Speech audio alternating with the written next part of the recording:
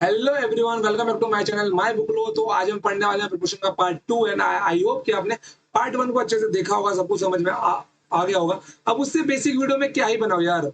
मतलब कि अब तक मैंने जितना ही मैथ सिखाता हूं ना, मैं सबको सबसे बेसिक है proportion.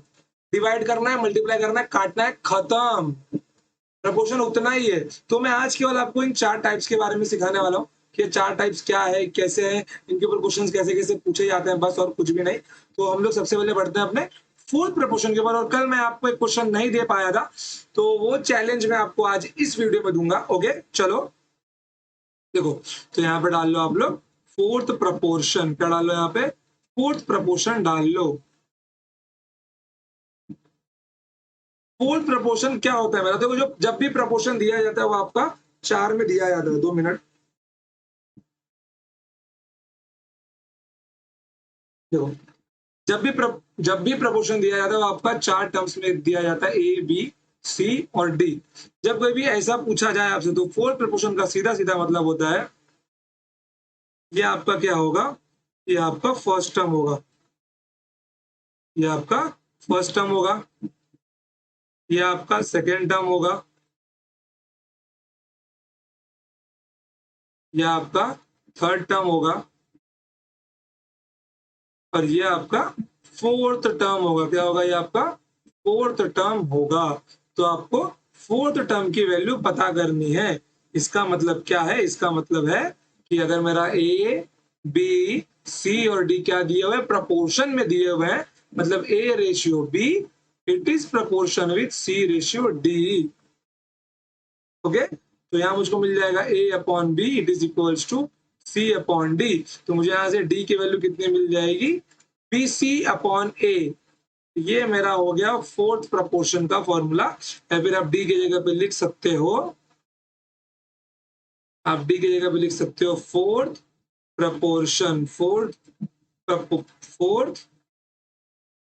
Fourth proportion it is equals to B C upon ए।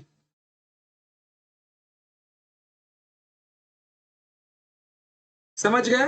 कोई डाउट कि फोर्थ प्रपोर्शन क्या होता है? जैसे मैं अगर मान लो आपको एक क्वेश्चन दे देता हूँ यहाँ पे, ये नहीं, दूसरा क्वेश्चन दे देता हूँ। जैसे मान लो एग्जांपल दिया मैंने आपको, यहाँ पे लिख लो कि 1 ratio 2 ratio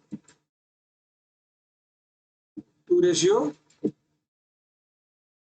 9 ratio fourth proportion माने एक्स। तो आपको एक्स की वैल्यू निकालनी है। तो यहाँ पे कितना मिल जाएगा? पी सी अपॉन ए मतलब 9 × 2/1 मतलब 18 आपका आंसर हो जाएगा। समझ गया? डायरेक्ट यार। कौन लिखते बैठे 1/2 बराबर 9/x? लिखते बैठोगे तुम लोग? बिल्कुल भी नहीं, और लिखना भी नहीं है। चलो, तो देखो इसके ऊपर सवाल क्या दिया हुआ है। इसके ऊपर सवाल क्या दिया हुआ है? देखो, दिया हुआ है 6, 24 और 83 का, और 83 का फोर्थ प्रपोर्शन क्या है? क्या है? फोर्थ प्रपोर्शन क्या है? फोर्थ प्रपोर्शनल वैल्यू क्या है? तो 6/24 इज इक्वल टू 83/, मैंने मान लिया ये x है, तो 4। तो x बराबर 83 × 4। तो जिसका भी यूनिट डिजिट 2 होगा वही मेरा आंसर होगा। मतलब ऑप्शन नंबर बी। इसका आंसर कितना होगा? 332 होगा। अब मैंने बोला क्या कि मल्टीप्लाई करो यार। देखो यूनिट डिजिट सबका अलग है ना, तो सीधा डाल दो यार, खत्म करो बात। आप अगर यहाँ पे मल्टीप्लाई करते बैठेंगे, 4×3 = 12, हासिल लगाए 1, 8×4 = 32 प्लस 1 33, तो 332। उसमें तो पूरा समय तुम्हारा हो जाएगा बर्बाद, मूर्ख व्यक्ति। चलो चलो, तो आई होप कि आप लोगों को फोर्थ प्रपोर्शन समझ में आ गया होगा, कोई डाउट नहीं होगा। तो अब बढ़ते हैं हम लोग थर्ड प्रपोर्शन के ऊपर। ये थोड़ा सा इंपॉर्टेंट है क्योंकि समझने में थोड़ा सा दिक्कत होता है बच्चों को। थर्ड प्रपोर्शन क्या मेरा? ये थर्ड प्रपोर्शन है तृतीय समानुपातिक। तृतीय समानुपात। देखो, इसका मतलब क्या है यहाँ पे? इसका मतलब है कि अगर आपको 2 नंबर दिए जाएंगे ए कॉमा बी, या फिर 3 नंबर दिए जाए, मान लिया मैंने थर्ड प्रपोर्शन को टी मान लिया, सी की जगह मैंने टी लिख दिया। तो अगर आपको थर्ड प्रपोर्शन मतलब अगर सिर्फ 3 टर्म्स दिए जाए, सिर्फ 3 टर्म्स दिए जाए, तो आपको बी को रिपीट करना है। देखो नॉर्मल बताता हूँ, सबसे पहले नॉर्मल लेता हूँ मैं यहाँ पे ना ऐसा लिख देता हूँ ए बी सी और डी। और यहाँ से आपसे क्या पूछा जाएगा? यहाँ पे आपको थर्ड प्रपोर्शन पूछा जाएगा। मतलब A ratio B, it is proportion with C ratio D। इसका मतलब क्या है, A upon B it is equals to C upon D। मतलब आपको मान निकालना है C का, मतलब अपने थर्ड प्रपोर्शन का, आपको मान निकालना है। किसका? थर्ड प्रपोर्शन का आपको मान निकालना है। तो C का मान कितना मिल जाएगा आपको, AD अपॉन B, मतलब थर्ड प्रपोर्शन बराबर AD अपॉन B। ये हो गया सबसे बेसिक वाला थर्ड प्रपोर्शन। बट ऐसा पूछा नहीं जाता है, आपको पूछा जाएगा कि आपको नंबर दिया जाएगा A, B, और यहाँ पे मैं बोल दूंगा अभी थर्ड प्रपोर्शन को मैंने T मान लिया, तो आपको ये दे के पूछ लिया जाएगा कि इसका थर्ड प्रपोर्शन बताओ। तो इसका थर्ड प्रपोर्शन बताओ। अब आपको तो प्रपोर्शन के मतलब 4 टर्म्स की आदत है। जब कभी भी टर्म्स आपके क्या हो, जब कभी भी टर्म्स आपके लेस देन 4 हो, तब आपको B को रिपीट करना है। Repeat B if terms it is less than 4। जब कभी भी टर्म्स आपके लेस देन 4 होंगे, यहाँ पे केवल 3 टर्म है, अगर टर्म्स आपके लेस देन 4 है तो आपको B को रिपीट करना है। तो यहाँ पे कितना मिल जाएगा आपको, A, B, यहाँ पे T, मतलब A अपॉन B बराबर B अपॉन T। तो T की वैल्यू कितनी मिल जाएगी मुझे, B into B upon A, मतलब B स्क्वायर अपॉन A। ये मेरे को T की वैल्यू मिल जाएगी। ये मेरा होता है थर्ड प्रपोर्शन, और यही फॉर्मूला होता है थर्ड प्रपोर्शन का। जैसे क्वेश्चन आपको ऐसा भी पूछा जा सकता है, मान लो क्वेश्चन दे देगा वो आपको कि 8 और 16, ये 8 और 16 का थर्ड प्रपोर्शन क्या है, 8 और 16 का थर्ड प्रपोर्शन क्या है, थर्ड प्रपोर्शन क्या है, मतलब 8 और 16 का थर्ड प्रपोर्शन क्या है। तो मैंने क्या बोला है कि रिपीट करना है आपको B को, तो T कितना मिल जाएगा, B स्क्वायर, मतलब 16 इंटू 16 आपका A और B है, 16 इंटू 16 बटे 8, 8 दूनी 16, 16 दूनी 32, मतलब 32 क्या है, इसका थर्ड प्रपोर्शन है। समझ गए? कोई दिक्कत आपको होनी ही नहीं चाहिए। ओके चलो, तो बढ़ते हैं आगे। अब हम लोग जाते हैं मीन प्रपोर्शन के ऊपर। किसके ऊपर? मीन प्रपोर्शन के ऊपर, मतलब मध्य समानुपात, मीन प्रपोर्शन।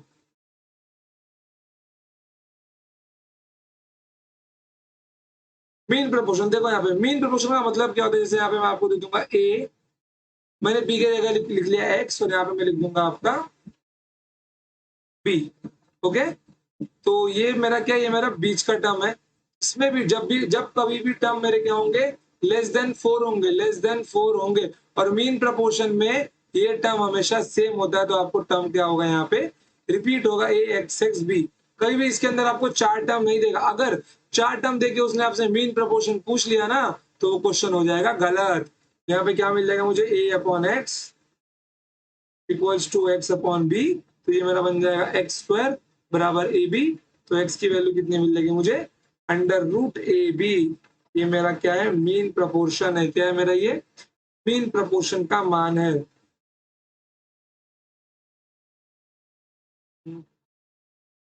दिख नहीं रहा है क्या? यहाँ पे लिख देता हूँ यार,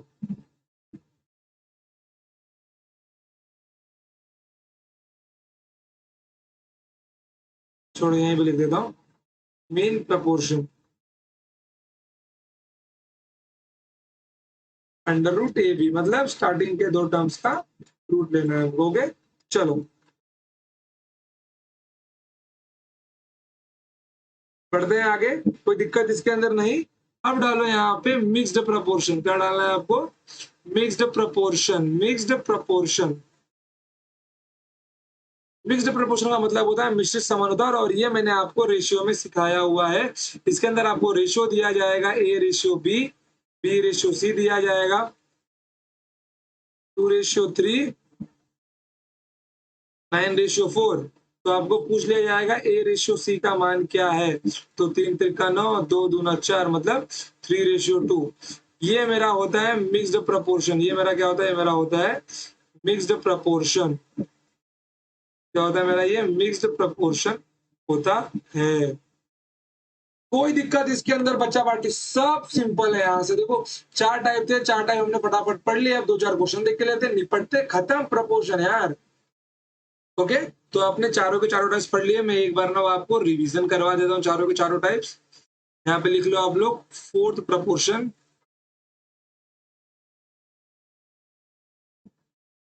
फोर्थ फोर्थ प्रपोर्शन बराबर, नीचे यहाँ पे थर्ड प्रपोर्शन, फिर यहाँ पे मेरा मीन प्रपोर्शन,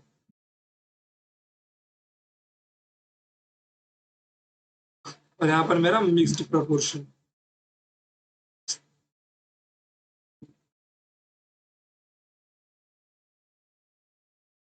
यहाँ पर क्या मिल जाएगा मुझे?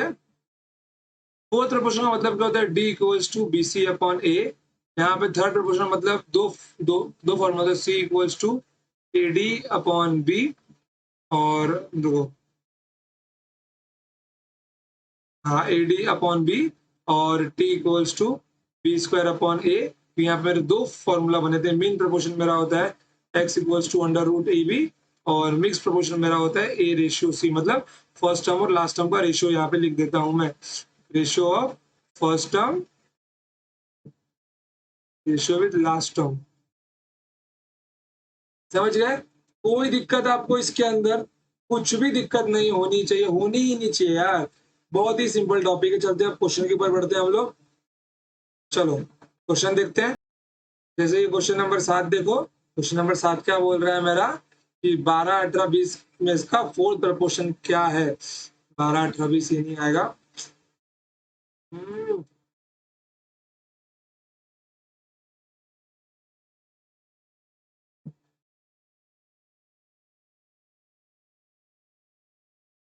देखो 12, 18, 20 का फोर्थ प्रपोर्शन क्या है? तो क्या मिल जाएगा मुझे इसका वैल्यू? ये मेरा ए बी सी और मेरा डी है, तो इसका वैल्यू क्या था? बी सी अपॉन ए था ना, बी सी अपॉन ए थी इसकी वैल्यू। तो 18 इंटू 20 बराबर 12, तो 6 दूनी 12, 6 3 18, 2 दाम में 20, मतलब 30 इसका मान होगा। समझ गए? कोई दिक्कत इसके अंदर? किसी को भी कोई दिक्कत होगी तो पूछ लेना, आप बता देना। दिक्कत ऐसे हो ही तो नहीं चाहिए कि बहुत ही सिंपल टॉपिक है ये। अब अगर इतने सिंपल टॉपिक में आपको दिक्कत हो रही है तो कुछ नहीं बोला जा सकता। बच्चा, आपकी हालत बहुत ही दयनीय है। पढ़ाई में आपको बहुत ज्यादा मेहनत करने की आवश्यकता है। क्वेश्चन नंबर 8, ये क्या है मेरा? देखो इसका सॉल्यूशन मैं नहीं करने वाला, इसका सॉल्यूशन आपको ही करना होगा। देखो यहाँ पर क्या दिया हुआ है, 3.6, 6.9 और 11.4 का फोर्थ प्रपोर्शन किया है। तो F इक्वल्स टू, यहाँ पे क्या मिल जाएगा मुझे? मेरा ए बी सी और डी है, मतलब बी सी अपॉन ए, तो 6.9 इंटू 11.4 डिवाइडेड बाय 3.6। तो यहाँ से ये पॉइंट निकाल दूंगा। ये 11.4 का 10 नीचे मिल जाएगा। 69 इंटू 114 अपॉन 36 इंटू 10। अब यहाँ पे मुझे सिर्फ और सिर्फ खेलना है कैंसिलेशन का खेल, क्या क्या मेरे कैंसिल होते हैं। ओके, देखो यहाँ पर ये मेरे 2 से निकल, ये मेरे 3 से निकल जाएंगे। तीजा, ट्वेल्जा, फिर और कुछ मेरा भाग जाएगा यहाँ पर। और कुछ ये 2 से चला जाएगा 6, और ये मेरा बन जाएगा 2 पचे 10, 2 सते 14 हो गए। फिर उसके बाद में और कुछ मेरा जाएगा भाग, नहीं, और कुछ मेरा भाग यहाँ पे नहीं जा रहा है।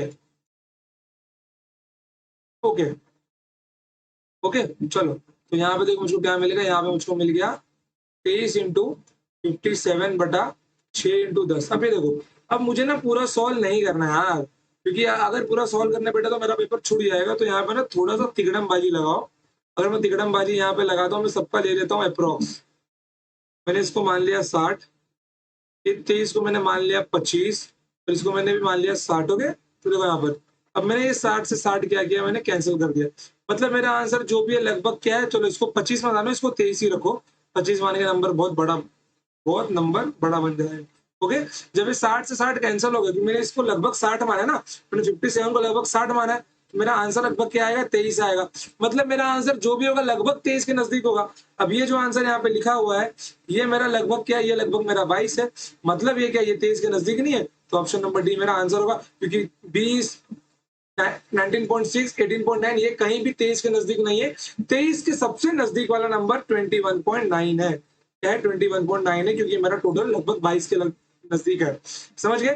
23 के सबसे नजदीक नंबर क्या है मेरा? 21.9 है। इसीलिए आपको यहाँ पे आपने जिससे सॉल्व किया, आपने यहाँ पे अप्रोक्सीमेशन लगा। क्या लगाया? अप्रोक्सीमेशन। तो अप्रोक्सीमेशन बार बार काम आता है यार।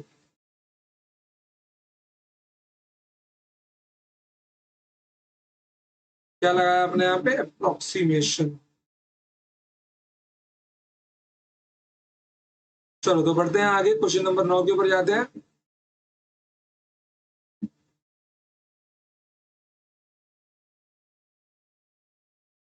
अब ये क्वेश्चन भी आपको करना है, क्योंकि ये मेंस का पूछा हुआ सवाल है। चलो ये क्वेश्चन ना आपको नहीं, ये क्वेश्चन को आपको मैं करके दिखाऊंगा। एक होता है बेसिक, ओके, एक होता है बेसिक और एक होता है बहुत ही बेसिक, और एक होता है एडवांस ट्रिक जो आपको मैं बताऊंगा। समझ गए? वो होता है बुद्धिमानों वाला तरीका। बुद्धि होगी तो समझोगे, नहीं तो नहीं समझोगे। क्या लिखा हुआ है? 189, 273 एंड 153, और यहाँ पे आपको फोर्थ प्रपोर्शन की वैल्यू पूछी गई है। तो यहाँ पे क्या मिल जाएगा आपको? 273। A B C D direct अभी याद रख लो ना यार।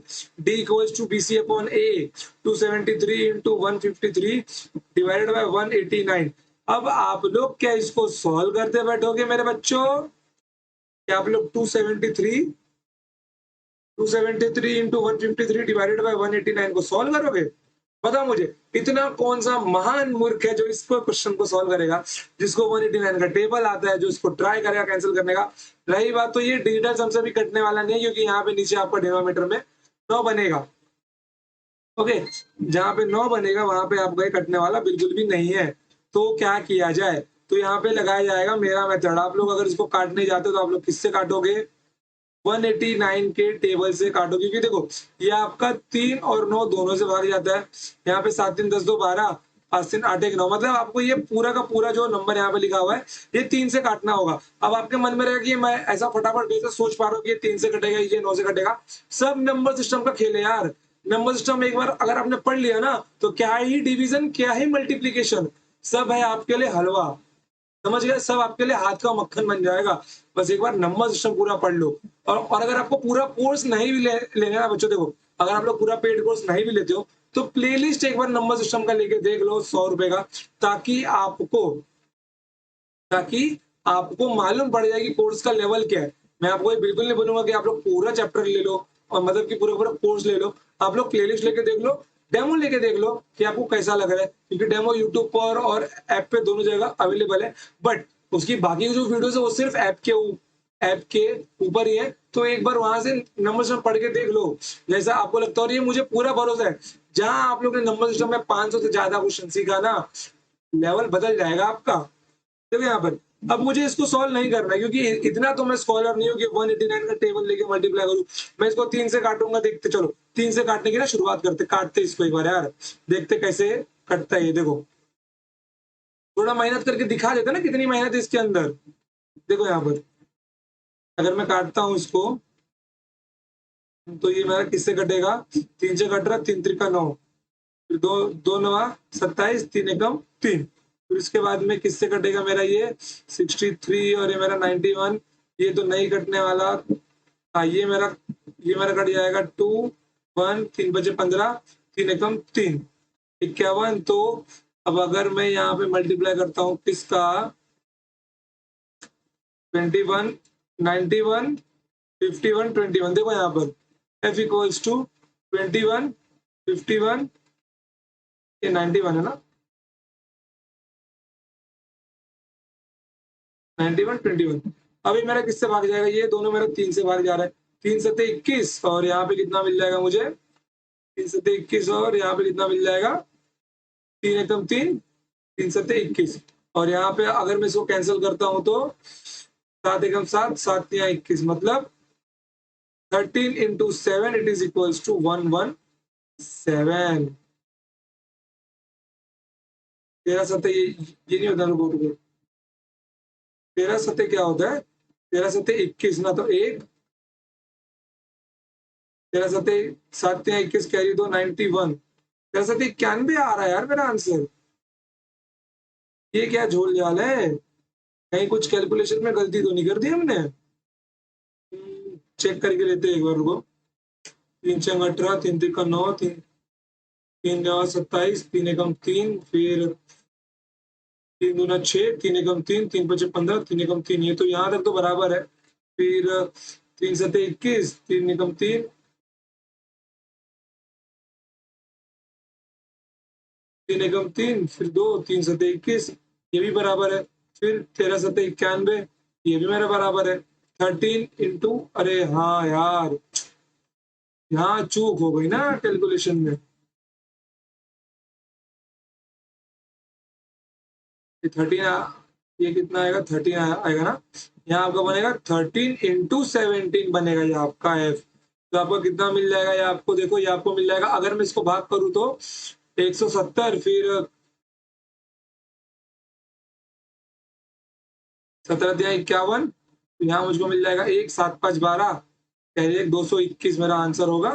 तो 221 इज माई राइट आंसर। देखो शायद मेरे फेस पे आ रहा होगा ये, तो मैं इसको जरा हटा देता हूँ।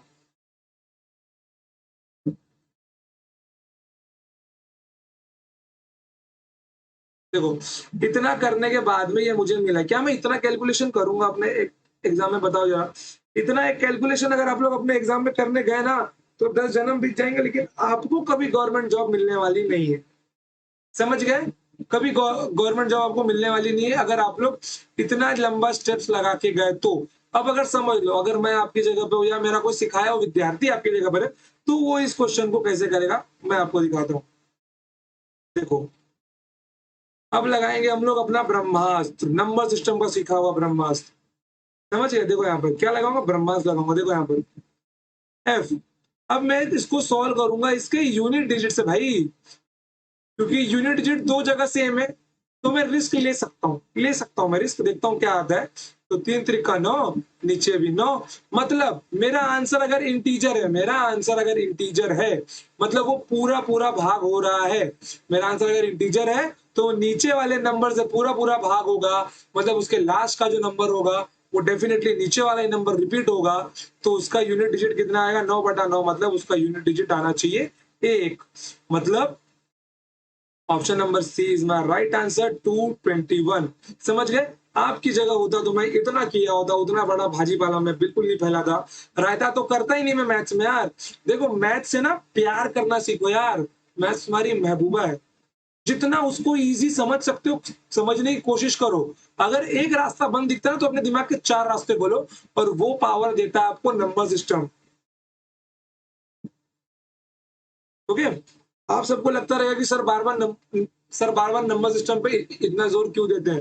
क्योंकि नंबर सिस्टम के अंदर वो स्पेशल पावर्स है ना, कि जो आपको हर चैप्टर की दीवार को तोड़ सकता है। नंबर सिस्टम आपका वो अगर आपने पबजी खेला रहेगा ना, तो मेरा फेवरेट गन है M249। वो पूरे मैथ्स का M249 है यार, जिससे ना मतलब धड़ धड़ धड़ धड़ गोली खत्म ही नहीं होती। बहुत सारे औजार रखे हुए हैं। इतने औजार आपको नंबर सिस्टम लाके देते हैं ना, कि जितने औजार आपको बाकी चैप्टर नहीं दे बाकी चैप्टर नहीं दे सकते। इसीलिए मैं आपको बोलूंगा कि अगर आप लोग ना पूरा मैथ्स नहीं भी पढ़ना चाहते, तो कम से कम एक बार नंबर सिस्टम पढ़ के देखिए। कम से कम एक बार आप लोग नंबर सिस्टम पढ़ के देखिए, पूरा का पूरा सिर्फ और सिर्फ 99 रुपीज में। पैसा आपका वर्थ इट होगा। 500 क्वेश्चन का पीडीएफ मिलेगा, और 2021 तक के लेटेस्ट क्वेश्चन में उसके अंदर आपको सिखाऊंगा। ओके बच्चों, तो बढ़ते हैं आगे। चलो क्वेश्चन नंबर 10 पे जाते हैं।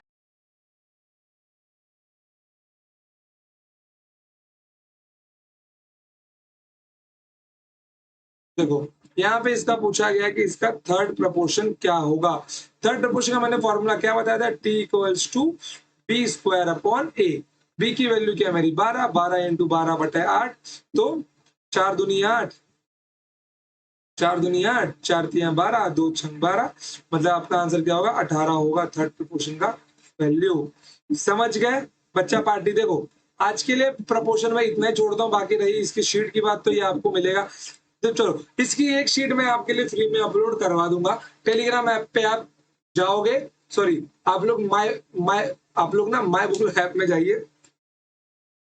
माय बुक लो ऐप में जाइए, अंकुश मिश्रा मैथ्स को आप फॉलो कीजिए, वहां पे आपको ई बुक्स के अंदर इसकी पीडीएफ मिल जाएगी, आप वहां से बाकी क्वेश्चन प्रैक्टिस कर सकते हैं। क्वेश्चन इतने टफ भी नहीं है, सिंपल सिंपल क्वेश्चन है। और अगर कुछ डाउट लगता है तो आप मुझे यहाँ पे कमेंट सेक्शन में बताइए।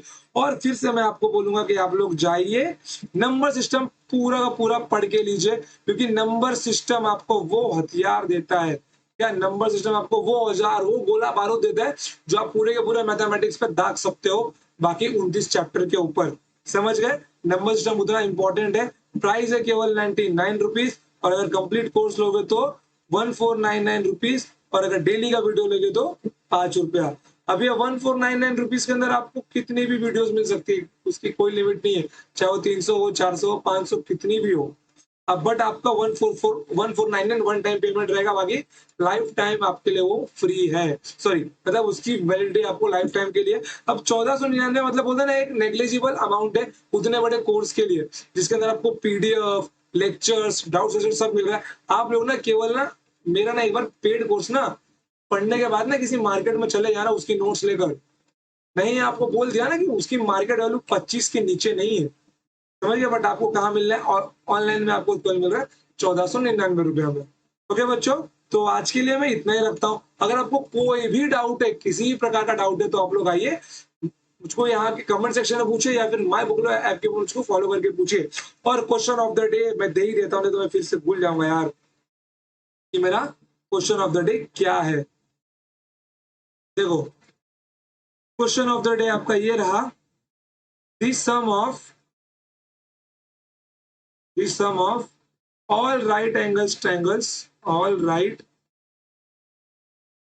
angles, the sum of all sides of, the sum of all sides of right angle triangle is 56 centimeter, then find length of hypotenuse,